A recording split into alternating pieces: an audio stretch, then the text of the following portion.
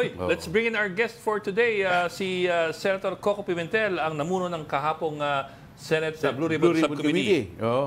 Sir, magandang hapon, and thank you for joining us this afternoon. Good afternoon, Senator. Afternoon. Magandang hapon po sa inyo lahat at sa lahat po ng nanonood at nakikinig sa atin. Yes, sir. Thank you for joining us. Sir, let me start off with this. May mga nagsasabing kahapon na yung subcommittee hearing daw, medyo well, some would even say hijack. Na-hijack ni dating Pangulo. Some would say na-dominate ng dating Pangulo yung usapan, yung tempo, yung tema, at pati yung topics na-dominate ng dating Pangulo. At pinayagan doon ng mga senador na magsalita si Pangulong Duterte. Ano pong tingin niyo? O your point of view po? Well, ang sabi ko kasi as chairman, medyo objective tayo. We will just follow the evidence. So gitna lang tayo. Alam niyo ba na after the hearing parang both sides ay lumulundag sa saya Sa saya. Yung isang side, sabi nung isang side, ayan, nakapagsalita at mapapanalo natin muli ang suporta ng taong bayan. Yan yung sabi. Yung pangalawang side, ang sabi naman ayan, ang daming sinabi, ang dami na nating ebidensya. So, ano na tayo dyan? So, ibig sabihin kung ganyan yung feedback natin, ibig sabihin nagampanan natin yung papel natin na maging fair na chairman. Gitna lang tayo. Gitna lang ako. Wala akong agenda rito. Pero Senator, sa inyong palagay, ano po ba ang nakuha ng Senate Blue Ribbon Committee doon sa pagdinig? Ano pong mga salient points na pwede nating makuha? Sa dami ng sinabi ni former President Duterte, maraming material yun. Kaya nga, ang sabi ko rito, lahat ng interesado sa kasong ito, dapat naman magpakita ng interes ang taong bayan, di ba? Pati mga abogado, mga prosecutor dyan, i-analyze naman nila yun. At hindi lang dapat ipaubaya yan sa isang staff ng opisina. So, ayusin, sa dami ng material doon, although of course, narinig na natin lahat yun Kasi gano'n naman talaga ang style ni Presidente. Ito yung paroroonan niya, sabay kaliwa, liliko sa kaliwa, liko sa kanan, gano'n. Pero, marami rin tayo napag-usapan yung Memorandum Circular 16-2016, ay sa PNP. At marami pang iba. Naririnig niyo ba ako? Kasi Yes, sir. merong maingay sa background. Senator, pero pagkatapos po ninyong questionin si former President Duterte, mag-initiate ba yung Blue Ribbon na halimbawa i-forward nyo ba sa Solicitor General, for example, or the Department of Justice, kung ano man yung mga pinag-usapan? Kasi ang bago lang naman dyan yun na nga, he took full responsibility sa kayong death squad. And ang posibleng patunguhan yan baka naman magkaroon na ng prosecution in the Philippines for crimes against humanity. Nakikita nyo ba yung scenario na yun na mangyayari? At saka kayo ba, pwede kayo, mag-i-initiate ba kayo? Of course, pwede kayo, pero mag-i-initiate ba kayo? Will you coordinate man lang with the SOLGEN and the DOJ? I-announce na lang namin, i-announce na lang ng Senate na open yung records namin kung sino ang gustong kumuha ng kopya, isi-certify namin yan, and then kung ano man yung for whatever legal purposes that you have in mind, di gamitin ninyo. Kasi ganito yung procedure, tandaan nyo yung procedure nito number one, ilang hearings pa ito, hindi naman ito everyday Yes. Baka nga mag 2 times ka lang sa isang buwan o baka once a month ka pa. So, kung 4 hearings ito, di 4 months ang hihintayin natin. Tapos, gagawa pa ng report. Tapos, yung report, pwede pang may dissenting opinion o pwede pang hindi makakalap ng sufficient number of signatures. Masyadong matagal kung hihintayin nyo pa na formal action from the committee or from the plenary. Masyadong matagal. Kaya nga, in-announce ko yata kahapon yun at in-announce yata ni SPG sa kanyang press con din kanina na sino man interesado sa records na ito, kunin ninyo. And then we will certify it na yan ang sinabi rito sa hearing namin. Yung certification po nyo, are you willing to give it? Halimbawa, ang ICC, International Criminal Court, will access the records at humingi ng certification sa inyo. Will you give it to the ICC? We will cross that bridge when we get there. Wala pa namang request na ganon. Pero ang akin lang point, I will be greatly disappointed kung mas mauna pang humingi sa akin ng isang international body rather than a Philippine group, a group of Filipinos, di ba? Dapat Filipinos muna kumikilos dyan. Maybe an NGO, an organized group, or an individual, or a group of lawyers, of course-oriented people. Huwag naman, ako madi-disappoint talaga ako kung walang huminging Pilipino ang humihingi pa sa an international body. But at the same time, pag may humingi siguro na foreigner, ipapaklear ko na muna. Ipapaklear ko rin sa membership ng committee at saka sa leadership ng Senado, and then ultimately siguro sa plenary. Pagka foreigner. Pero pagka Filipino o Philippine-based organization, inoffer na namin yan kahapon pa. Inoffer na po namin. Tsaka si Pangulong Duterte sinasabi, bakit hindi nyo pa ako kinakasuhan? So hinihintay niya na siguro yung kaso. Senator, wala namang kaso sa Pilipinas para sa crimes against humanity, di ba? Pang ICC lang yun. Hindi, meron, Ronald. Now we have a Republic 9851. Meron tayo. Republic Meron tayo. Act 9851. May nakasuhan na Genocide and crimes against humanity.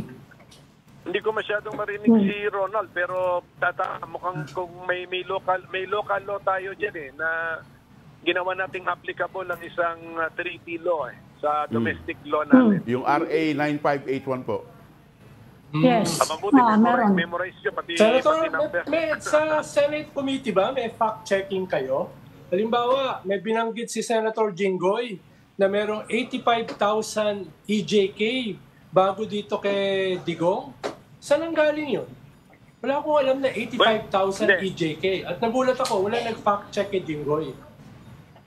Hindi namin kaya mag-real-time fact-checking na habang sinasabi ng tao, chine-check namin. So, we will do it after the fact. Pero siyempre bigyan nyo kami ng time to fact-check kasi ayaw rin namin, lalo na kung sumusulat kami ng committee report, ayaw namin na, di ba, magsa-cite kami ng hindi factual na figures or hindi factual na pananalita. Pero offhand, Senator, may alam ba kayong 85,000 na EJK? Ano yung 85,000 na EJK? In the first place, medyo baka hindi ako pumasok diyan kasi ang investigation ko, Philippine War on Drugs. It's not necessarily lahat ng EJK, Maraming EJK sa drug war, pero baka merong ibang EJK na hindi drug war. Medyo hindi ko ihahalo yun. Magugulo ako. Magiging unli itong hearing ko. Well, sir, we understand naman, sir. Pero, sir, this particular case I'm gonna ask you about, it's not necessary to fact-check. The former President, Duterte, had 3 different versions of his death squad in that one hearing yesterday. First version niya na binanggit, ang death squad is composed of the PNP chiefs na he later clarified to be in the course of their performance of their duties. The second version that he gave, 7 gangster members na kanyang binabantaan ng kanilang buhay pag hindi sila sumusunod sa pagpatay. Third version na kanyang binanggit, mga mayayaman na taga Davao City na gusto lamang patahimikin ng Davao at mahilig silang pumatay. So 3 different versions of the death squad in his testimony yesterday ng dating Pangulo. Kayo po, you're a lawyer, you're top-notcher, and these are testimonies made under oath. Ano ang implication nito? If a witness under oath gives 3 different versions all in one go of one particular issue, how can this be perceived? How can this be resolved? And anong legal implication nito? Can this even be used against him or if you have 3 different versions? Anong paniniwalaan mo? No, that means we really have to do some investigating kasi nga hindi naman pwede i-shortcut lahat yan and then siya yung magiging source ng lahat. Kung ano sasabihin niya, yun yung totoo. Di, papapili ko pa siya ng A, B, and C. Ano yung totoo dyan, sir? Di, paano ko malalaman kung totoo rin yung pinili niyang letter, di ba? So, dapat meron din investigation talaga dyan. Pero that's the challenge nga sa Blue Ribbon. Because we have top-notch investigators, pero yun na nga, kailangan mabalikan yan. Pero tandaan mo, this is an EJK matter na naman. So may binubuhay tayong ibang topic. Ha? Ang topic kasi ng subcommittee talaga is the Philippine War on illegal drugs. Yes, sir. But my question is, has the former president perjured himself by giving 3 different versions all in one go? That means yung listener, yung nakikinig, mag-ingat ka. I mean, iba-ibang sinasabi nitong tao ito, pero ano yung ibabangga ko sa sinabi niya, ano yung lie doon, I do not have it eh. Hindi namin hawak, kaya we have to really investigate this, but this is an EJK system, a hit squad in Davao City when he was mayor. Medyo, ano na yan, I mean, sa tamang, sa tamang ahensya, o sa tamang committee. But this is not for this subcommittee, Philippine War on Illegal Drugs ito. So hindi po saklaw yung nangyari nung siya ay mayor. Naka-focus lang po yung investigasyon nyo doon sa war on drugs when he was president. Correct. Kasi kung sinabi mo Philippine War on Drugs, at the national level na yun eh. Okay. So, pero nakita ko nga kahapon, nakita ko yung ibig sabihin yung panawagan, nararamdaman natin yung panawagan na imbestigahan ng EJK. Kasi punta doon yung topic eh. Punta doon. So there is that clamor or there's that need to formally investigate that EJK. But unfortunately, this is not the subcommittee for that, created for that. Yan po yun. So, nakikinig naman tayo yun, na-observe natin lahat yun. Kaya nga, tayo mga nakikinig, kayo, na-discern naman natin, iba-iba sinasabi nitong taong ito. So, nasa sayo na yun, papaniwalaan mo ba yung tao na ganyan ang mga pinagsasabi? So wala po kayong balak na i-expand yung investigation nyo to include yung EJK in Davao? Well, una sa lahat, hindi ko power yan. Subcommittee lang ako, i-expand ko. And then number 2, kung i-expand ko yan, ibig sabihin nun, mukhang unli na yung unli hearings na yan and unlimited time. So maging realistic na rin po tayo. Magbabudget sa November, budget December. Pero di ba, Senator, whatever yung limits ng hearing, yung ginawa ni Digong under oath isang extrajudicial admission testimony, di ba? Ibig sabihin, pwedeng gamitin niya ng DOJ para siya isampahan ng kaso. Whatever yung sinabi niya. Then sinabi niya yun under oath eh.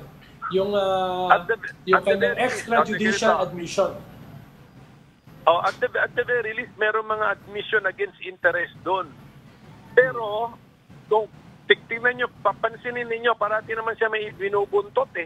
Tapos parati rin siyang, pagkatapos niyang huminga, ang next sentence niya, liliko na eh. So, depende na po yun. Kailangan pag-aralan na mabuti yan. Kaya nga, yung mga interesado sa transcript dyan, humingi na kayo ng transcript para mapag-aralan na ninyo ano ba yung mga admission against interest dyan. Pero Senator, di ba kayo nababahala na Senator, ano ba yung ang haba-haba ng hearing kahapon, especially from the president, yung testimony niya. Sa ngayon may nabubuo na ba sa inyo na naiisip kayo na legislation na pwedeng lumabas dito sa mga nangyayari ngayon? At considering na yung background din sa, I'm sure, nasundan nyo kahit paano yung mga nangyayari sa Quad Committee, may nakikita na ba kayo na pwedeng legislation, piece of legislation, na pwedeng lumabas dyan? Marami na. Una sa lahat, yung PDEA. PDEA vis-a-vis PNP. Okay, pagdating sa drugs, kinuha sa PNP yan eh. Ginawa sa PDEA. And then sasabihin, ineffective ang PDEA, kaya PNP rin na ibinalik din sa PNP. So, tignan ninyo yung budget ng PDEA, napakalaki. So, ano ba talaga, mag-policy decision na tayo. Should drugs be just a normal law enforcement function of the PNP? Why create a specialized body and then sasabihin natin it does not work because they don't have people? Ganun yun. They are not funded. Ganun na. Ganun, isa number 1 yun. Oh, parang 2,000 lang ang Ano po personnel eh. Ano pa po kaya ang pwede? Ang PIDEA kasi sa 22-year-old law, tapos of course, number 2, yung PIDEA reorganization. Hindi PIDEA, PNP. PNP reorganization. Talagang kailangan balikan talaga yung PNP. I am now taking into consideration yung Quadcom, House Quadcom hearings, yung mga napakinggang ron. So, makikita mo talaga, mag-worry ka sa PNP. Parang ang members ng PNP, they do not know when an order is lawful or not. Paano nangyari yun? So it looks like bumabalik tayo sa academy. So ang naisip ko nga kahapon, sino bang inaalaw nila mag-lecture diyan sa PNP Academy or sa Police Academy? Dapat mag-ingat sila sa mga pinapa-lecture nila diyan. Hindi pwedeng mga alanganin ng mga theorists na pinapa-lecture diyan. Kawawa ang mga police natin at baka sa academy pa lang nalilito na sila. Senator, bakit hindi na imbita si Asierto as resource person? Very compelling yung kanyang posibleng testimony. Sino yun? Sino? Si Colonel Asierto, Colonel Senator. Asierto. Yung nagtuturo na... Hindi ba EJK yan? Partly. Hindi ba EJK Asierto EJK? Hindi, partly po sa drugs, war on drugs. Kasi War on drugs. binabanggit po ni Colonel Asierto na involved yung okay. anak ni Pangulong Duterte sa drug smuggling sa Davao. Very compelling kasi, Senator, dahil ang sinasabi ni Asierto, katulad ni Las Cañas, hindi lang usapin ng pagpatay, hindi lang usapin ng pagbayad sa mga pulis, kundi usapin din ito ng yung mga pinapatay ay pinapalitan ng sarili nilang mga drug lords. Yung Michael Young framework, no, na tingin ko ay very compelling. Meron ba siyang affidavit? Meron na ba siyang testimony niyan? Dati pa, di ba, na wanted yan, hinanting ni Digong, nung presidente pa siya. Lumalabas ba yan? Nagpe-personal testimony ba yan? Or Nagtatago. Yes, sa quad siya. Nasa quad, nag-testify siya sa quad. Kasama ni Manny Mugato. Ganito kasi gagawin natin eh. Kung before tayo magpa-testify, hingihan natin ng affidavit para at least may idea naman kami kung ano yung halaga nung sinasabi ng tao. Ganito muna. Medyo, meron na siya, Senator, dahil yan yung mga unang, after Las Cañas, yan yung mga sumunod na nag-testify. Dahil nasa PIDEA yata yan dati. Isa yan dati sa leader ng PIDEA. Sige, tignan natin kung merong mag-push na i-entertain siya. Pero pag sinabit ang pangalan niya, ipaparequire po natin magsabit naman ng updated affidavit. Mahirap yung mga, kunyari, 5 years old na yung affidavit niya, ipa-update natin. Okay. Pero, Senator, di ba kayo namabahala sa sinasabi ni dating Pangulo Duterte na he is encouraging criminals to fight back so that the police can kill them? Di ba dapat ang tinuturo niya, rule of law at due process? Hindi, basta lahat naman yan noted eh. Lahat yan napapansin namin. Tapos naka-record pa yan sa PSN. So, hintayin natin yung committee report. Lahat yan napapansin namin. Pero ang gusto ko sabihin, it will take time for a committee report na lumabas. Tapos baka mayroon pang dissenting opinion o magdi-debate. Kaya nga, kung whatever is, kaya in-offer na namin yung records nito o in-offer na natin sa public ang records nito Senate Subcommittee kung anong posibleng gamit ng mga records na yon ibibigay namin sa inyo. Pero noted yan, napansin namin yan, na meron yata siya sinabi that there are ways to legally kill. Senator, speaking of due process, kasi nakikita nyo rin ba yung are you considering legislating judicial reforms. Kasi yun ang ginagawang excuse, matagal na actually ang ginagawang excuse or explanation ni President Duterte for the drug killings eh. Sabi niya, ang bagal-bagal kasi ng judicial system natin, ang bagal-bagal ng takbo, kaya patayin na lang. Actually, anong sinasabi niya? Pwede bang i-legislate yan? May regulator tayo for the judiciary, ang Supreme Court, pero pwede bang pasukan yan ng Congress? Can you legislate judicial reforms para mag-improve yung due process natin, yung para lumakas yung rule of law? Meron na tayong may mga speedy trial act na nga tayo.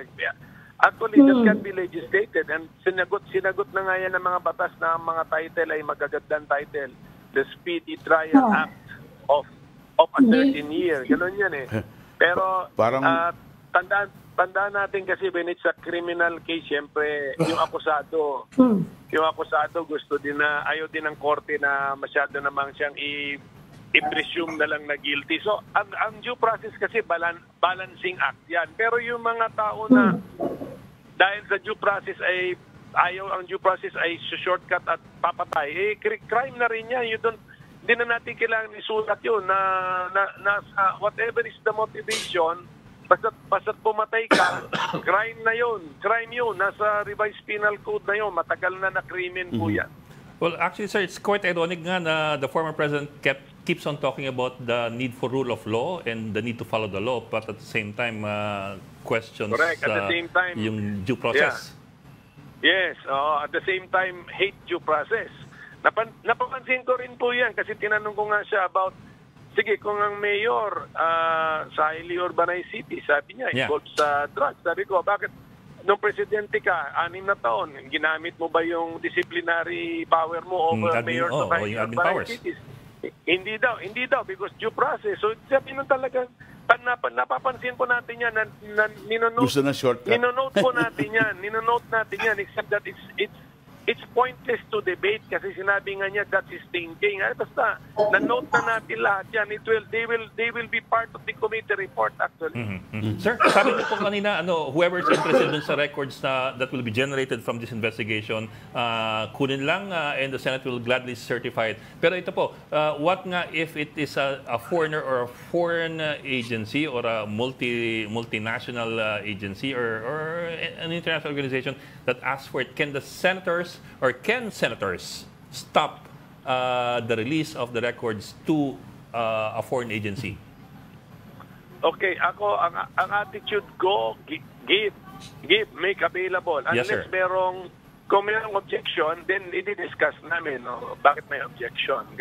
Pero sir, under the rules, sir? Madali, under the rules, wala ako maisip na specific rule na prohibiting it eh. Kasi public records naman yan eh. Ang point ko lang, ulitin ko yung point ko kanina, madidisappoint lang ako kung nauna pa yung international body maging interesado kaysa sa mga kapwa nating mga mamamayan, di ba? Pero parang meron nang magdi-dissent, di ba? I don't want to assume naman. Senator, curious lang ako. Paano pong nakumbinsi si President Duterte kagabi na umuwi na? Ayaw niya umuwi eh. Sila bato na yan. Nag-enjoy. Paano nangyari na napauwi rin? Marami pa doon siyang sasabihin, ayaw niyang umuwi. Sila bato na yon ang nag-convince. Pero actually, meron lang siya gusto talaga, meron siyang, at least ito meron siyang iniwan na suggestion sa amin. Sabi niya, tignan niyo yung budget ng PNP kasi sa actual operations daw sa station level, wala daw pera yung mga yan. Kaya nga sabi ko, paano pala yung mga law enforcement nila? Paano law enforcement? Wala daw mga pera yan sa baba. Sabi ko, tinanong ko siya, ito off-camera or off-session. Yes. Sabi ko, but on paper may budget. Sabi niya, yes. Pero dito daw sa taas, humihinto. Sa baba, wala. So sabi ko, sige, titignan ko yan during the budget season. So tatanungin natin ng PNP dyan. Kasi ang allegation bali ni former President Duterte, on paper, akala mo plastado lahat. Pero ang funding for their operations sa station or precinct level, hindi daw dumarating. So we will have to raise this question sa budget season na. Budget season na rin ngayong November. So talagang i-raise natin yan sa PNP. Okay. Senator, that's a significant point kasi yan ang sinasabi nila na defense dun sa storya ni Royina Garma na meron daw cash reward system. Ang sinasabi nila, Senator Bato, hindi cash reward dyan, binabayaran namin yung gastos sa operation. So, pero medyo tanong, significant yung sinabi yun sa inyo na off-camera pala. Na-record niyo po kaya yun? Saan galing yung pera? Sa version nila, kung merong version gano'n, saan galing ang pera? Kasi imposible mong i-volunteer mo ang private pocket mo na dapat naman fundingan ng public funds, hindi ba? May technical malversation. Police, hindi sa malversation because hindi malversation yun kasi hindi naman ginagamit yung public funds sa ibang bagay. Ang gusto ko sabihin, meron mga sobrang bait na tao na private money, sabi nila ang public function ng police, ipa-private funds natin pero on paper sa budget meron naman pera na public funds. Bakit gagawin yun? Yun ang resulta nga ng quad hearing na galing sa Pogo at drugs, itong mga pera na ginagamit sa EJK? Ayoko kasi pumatol sa salita versus salita din eh. Alam ko narinig ko yan, pero siyempre yung source noon, ano naman ang ebidensya niya? So kailangan talaga yung ating investigative natin skills and investigative power natin palakasin, pagalingin eh. Okay. Kasi puro quotation eh. Sinabi sa akin galing ito sa ganyan. Hindi pa ulit-ulit na akala natin totoo. Kaya nga medyo ingat lang din tayo mga nakikinig. Ingat lang din tayo. Ayan. Okay. Si Manny Mogato sa Reuters, medyo magaling ang kanyang investigative skills. Di bale, on that note, hindi ko masyadong marinig. Thank you. Okay, sir. Maraming salamat po, Senator Coco Pimentel.